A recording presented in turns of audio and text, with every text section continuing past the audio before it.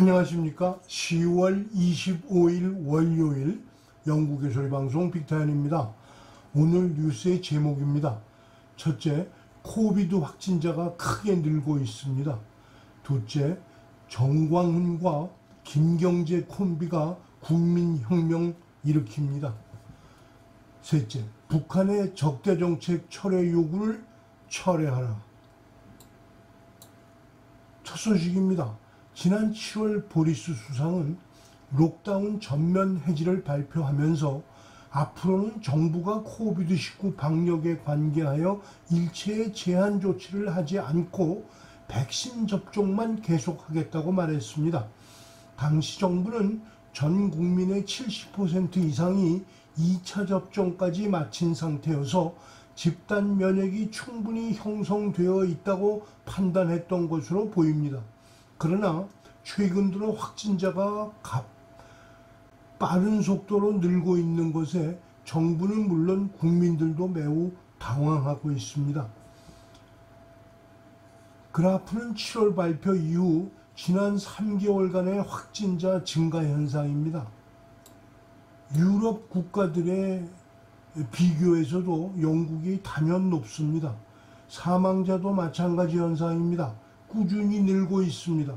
이 또한 유럽 국가들과 비교할 때 단순히 높기만 할 뿐 아니라 유럽 국가들은 점점 낮아지고 있는데 영국은 높아가기만 하기 때문에 더욱 당황스러울 수밖에 없습니다. 그나마 다행인 것은 중증 환자가 되어 병원에 입원하는 케이스는 많지 않다는 사실입니다. 이유가 뭘까요? 영국은 다른 유럽 국가들에 비해 비교적 일찍 백신 접종을 시작했습니다. 아이러니컬하게도 먼저 접종이 시작된 만큼 면역력 저하가 일찍 시작하고 있기 때문이라고 주장합니다. 또한 파이저와 아스트라제네카의 면역력 차이는 있습니다. 때문에 정부는 이를 인정하고 부스터 잽을 실시하겠다고 발표하였습니다. 그러나 현재까지 부스터 잽을 맞은 사람은 300만 명밖에 되지 않는다는 것입니다. 결국 정부의 늦장 접종이 의회에서도 야당의 화살을 맞고 있습니다. 또 다른 한 가지는 다른 유럽 국가들에서는 록다운을 해제했지만 마스크 사용은 여전히 의무화하고 있습니다. 반면 영국에서는 이마저도 개인 선택으로 되어 있어서 전철에서도 마스크를 활용하지 않는 사람들이 많다는 사실입니다. 다음 달부터는 한국도 위드 코로나를 선언하고 정부가 방역 제한을 해제할 예정입니다. 유럽 국가와 영국의 예를 보면서 타산지석으로 삼아서 처음부터 실수 없는 정책을 발표하는 것이 필요하다는 생각입니다. 둘째 소식입니다. 국민혁명당의 국내외 활약이 눈부십니다. 당대표로서 정광훈 목사는 지난주부터 미국을 방문, 시카고에서 시작하여 뉴욕, 뉴저지, 워싱턴, 로스앤젤레스까지 교민들과 지지자들에게 국민혁명당의 역할과 목표를 설명하고 한국의 공산화를 막기 위한 국민혁명당의 노력을 도와줄 것을 호소하는 투어를 하였고, 무엇보다도 국민혁명당 정권에서는 대만의 예를 들며 교민청을 정부기관으로 설립하여 교포들의 애국 활동을 보장받을 수 있도록 한다는 계획에 뜨거운 호응을 교포들로부터 받았습니다. While many people think that this is a proper thing to do, current administration is offering a plan that is not beneficial to South Korea. 어떻게 보면 자유통일은 당연한 것이지만 현 정부는 이것을 당연시 여기지 않고 있습니다. And we feel that it's incumbent upon us in New Jersey to make it very clear to New Jerseyans that this is not the beneficial type of relationship that we need to have between the North and South in Korea. 그래서 저희 뉴저지를 대표하는 지도자들은 이것을 당연시 여기는 것을 저희 뉴저지 사람들에게 또 인구들에게 보이고자 합니다. One of the most important things is to make sure that South Korea has its sovereignty. 첫 번째는 대한민국의 주권을 갖는 것이 매우 중요하다 여깁니다.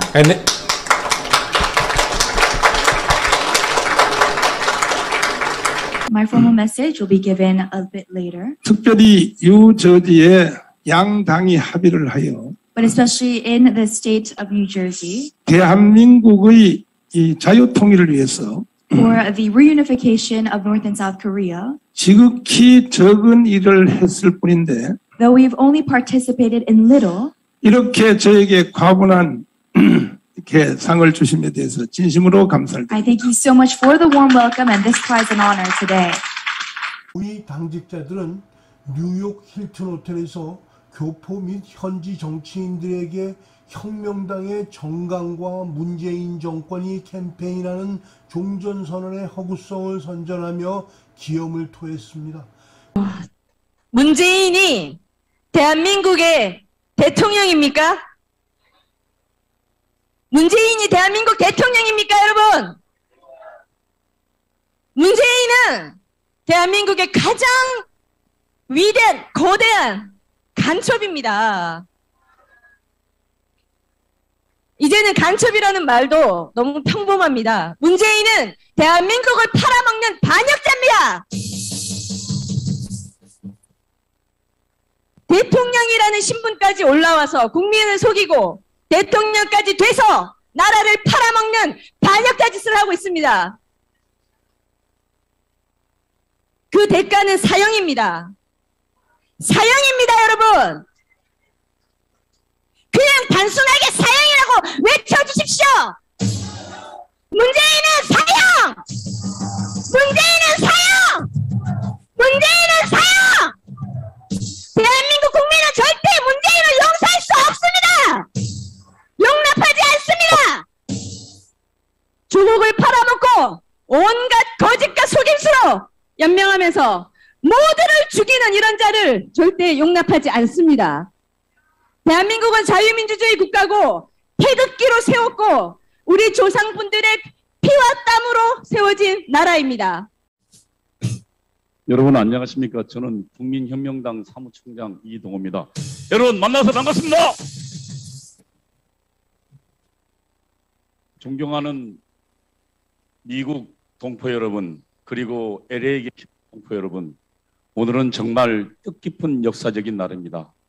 광화문 애국대회가 드디어 미국에 상륙했습니다.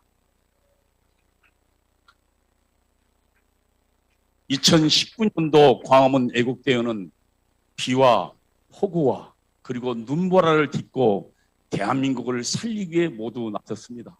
그리고 문재인 정권의 저 간악한 대한민국 파괴 음모를 저지시켰습니다. 그것이 광화문 애국 국민대회였습니다. 여러분, 이제 이 미국에서 시작된 광화문 애국대회는 우리 대한민국 한반도를 넘어서 세계로 대한민국을 실현하는 위대한 국민운동이 될 것입니다. 강현재 변호사, 이동호 사무총장 등 당직자들의 실무적 열띤 강연에 참석자들은 환호로 답하였습니다.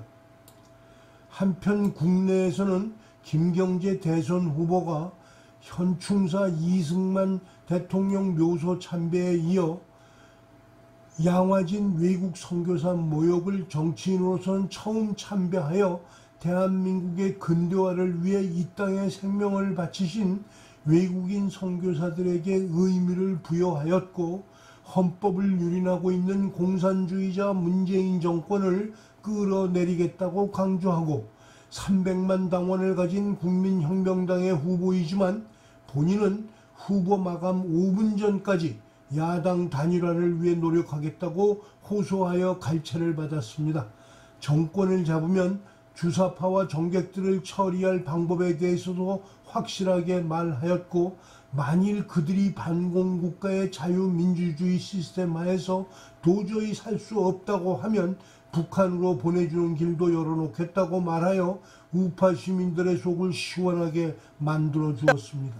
박근혜 대통령의 구속 관련하여서는 대통령이 되면 즉각 사면 조치하여 석방시켜드리고 재심을 통한 법적 절차를 통해서 완전히 복권시켜 드릴 것을 이미 후보 수락 연설에서 천명한 바 있습니다.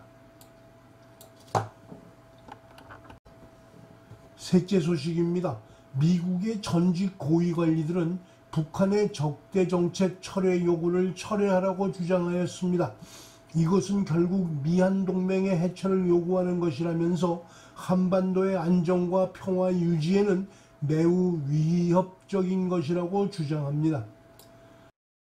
북한과 비핵화談판을 벌였던 미국의 외교당국자들은 북한의 고위 관리들이 협상 때마다 적대시 정책 철회를 요구하면서도 정작 그 뜻을 물어보면 늘 답변을 회피했다고 회고했습니다.